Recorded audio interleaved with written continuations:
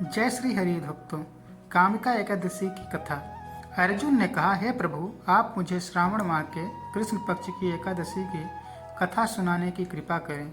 इस एकादशी का नाम क्या है, इसकी विधि क्या है, इसमें किस देवता का पूजन होता है, इसका उपवास करने से मनुष्य को किस फल की प्राप्ति होती है। भगवान श्री कृष्ण ने कहा, हे श्रेष्ठ धनुधर, मैं श्रावण माह की पवित्र एकादशी की कथा सुनाता हूँ, ध्यानपूर्वक श्रवण करो। एक बार इस एकादशी की पावन कथा को भीष्म पितामह ने लोकहित के लिए नारद जी से कहा था। एक समय नारद जी ने कहा, हे पितामह, आज मेरी श्रावण के कृष्ण पक्ष की एकादशी की कथा सुनने की इच्छा है, अतः आप इस एकादशी की व्रत कथा विधान सहित सुनाइए। नारद जी की इस इच्छा को सुन पितामह भीष्म ने कहा, हे नारद जी, आपने बहुत ही सुंदर प्रस्ताव किया है। अब आप बहुत ध्यानपूर्वक इसे श्रवण कीजिए। श्रावण माह के कृष्ण पक्ष की एकादशी का नाम कामिका एकादशी है। इस एकादशी की कथा सुनने मात्र से ही वाजपेय यज्ञ के फल की प्राप्ति होती है।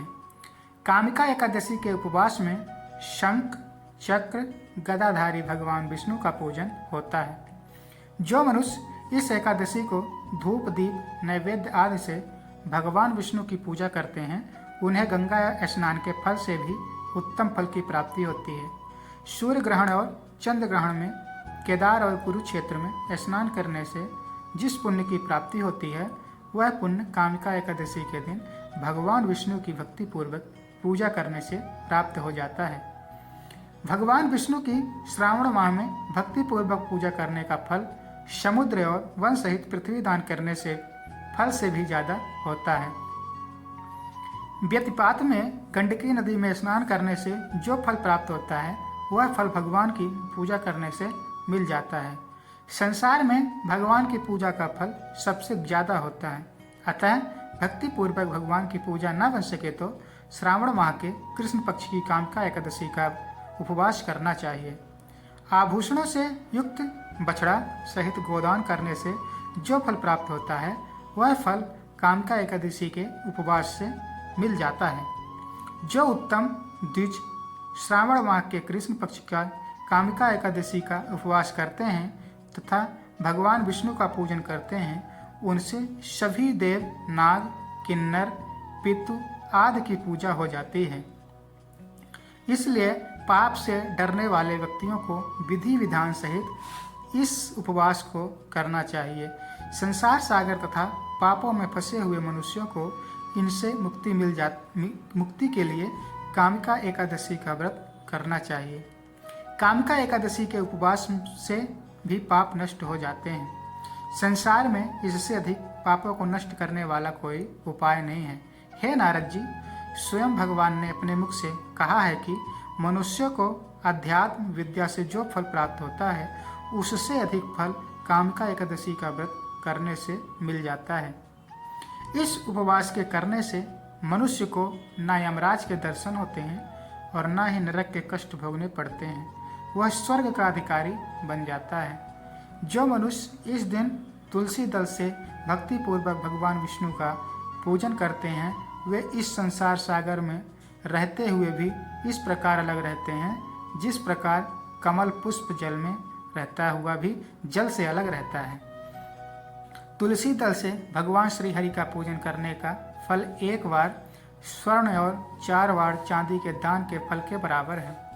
भगवान विष्णु रत्न, मोती, मणि आदि आभूषणों की अपेक्षा तुलसी दल से अधिक प्रसन्न होते हैं। जो मनुष्य प्रभु का तुलसी दल से पूजन करते हैं, उनके सभी पाप नष्ट हो जाते हैं। हे नारद जी, मैं भगवान की अति प्रिय श्री तुलसी जी को प्रणाम करता हूँ। तुलसी जी के दर्शन मात्र से मनुष्य के सभी पाप नष्ट हो जाते हैं और शरीर के स्पर्श मात्र से मनुष्य पवित्र हो जाता है।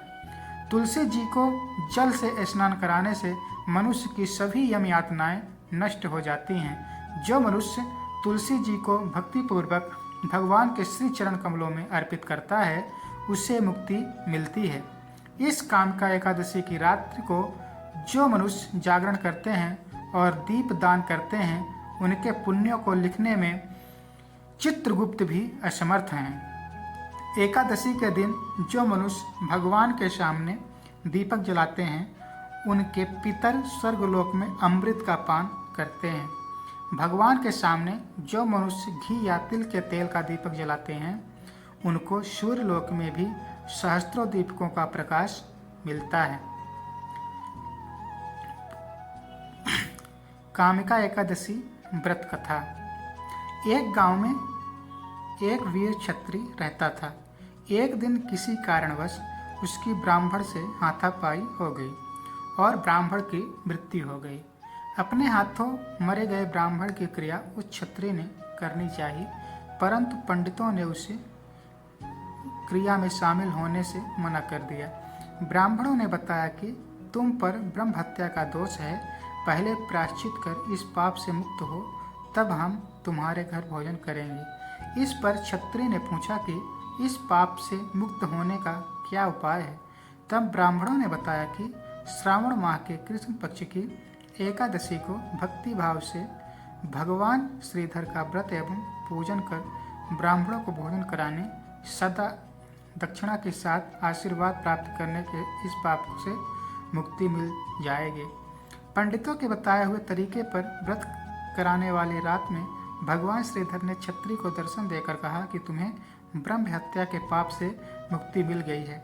इस व्रत के करने से ब्रह्म हत्या आदि के सभी पाप नष्ट हो जाते हैं और इस लोक में सुख भोग कर प्राणी अंत में विष्णु लोक को जाते हैं। इस कामिका एकादशी के महात्म के श्रवण व पठन से मनुष्य स्वर्गलोक को प्राप्त करते हैं। जय श्री हरि, जय श्री विष्णु।